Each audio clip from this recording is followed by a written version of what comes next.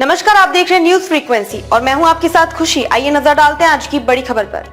RTE act के तहत सरकारी योजना के तहत दाहोद के एक अनुदानित स्कूल में अपने बच्चों को दाखिला नहीं देने पर अभिभावक शिक्षा अधिकारी कार्यालय पहुंचे। दिनांक 20/4/2024 शनिवार को आरटीई अधिनियम के तहत हर वर्ष बच्चों को सरकारी खर्च पर पढ़ाने के लिए सरकार द्वारा स्कूल चयन फॉर्म जारी किया जाता है, जिसमें दाहोद के कई लोगों ने फॉर्म भरा, जिसमें फॉर्म में पसंदीदा स्कूलों का चयन करना होता है, जिसमें से कई अभिभावकों को दी जाती है अनुमति।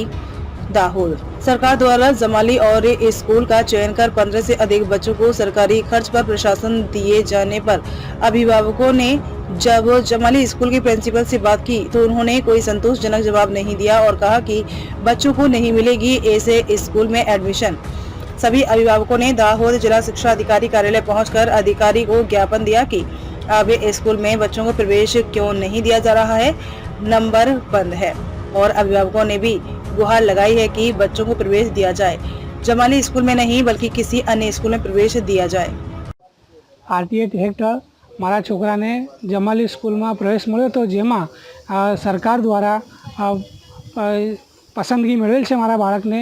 તેમાં સરકાર દ્વારા જે પણ પેમેન્ટ મળે છે એ સરકાર આપે છે, તો અમે સ્કૂલ પર જાય છે તો સ્કૂલ પર સંતોષકારક અમને જવાબ નથી આપતા કે ઓરા સમાજની સ્કૂલ છે તેથી તમારે અહીંયા એડમિશન નહીં મળે। તેથી અમે ડીઓ ઓફિસ પર ગયા હતા। ત્યાંથી અમે તો સાહેબને અમે મળ્યા તો સાહેબે એમ કીધું કે ત્યાંથી અમને લેખિતમાં આપશે તો અમે આગળ કાર્યવાહી કરીશું।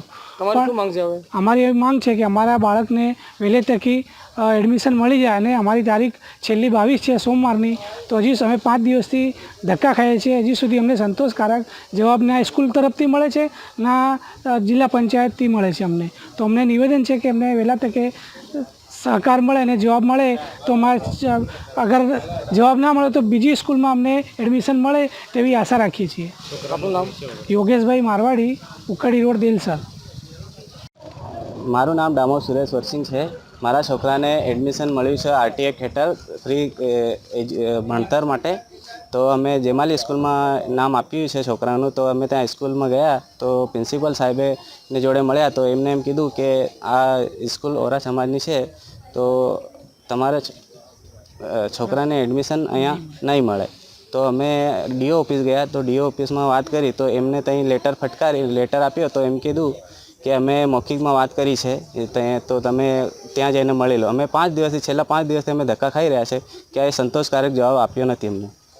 તો અમારે એવી માંગ છે કે અમારા છોકરાને કોઈક બીજી સ્કૂલમાં પણ એડમિશન મળે અને ફ્રીમાં, એ અમે સરકારશ્રીને નિવેદન છે અમારું। મારું નામ ડામોર સુરેશ વરસિંગ છે, હું વાંદરિયા રહું છું। अब तक के लिए बस इतना ही, फिर होगी आपसे मुलाकात ऐसी एक और बड़ी खबर के साथ। तब तक के लिए नमस्कार और देखते रहिए न्यूज फ्रीक्वेंसी। ऐसे ही लेटेस्ट अपडेट्स के लिए हमारे चैनल न्यूज फ्रीक्वेंसी को सब्सक्राइब करें और तुरंत नोटिफिकेशन पाने के लिए बेल आइकन प्रेस करना ना भूलें।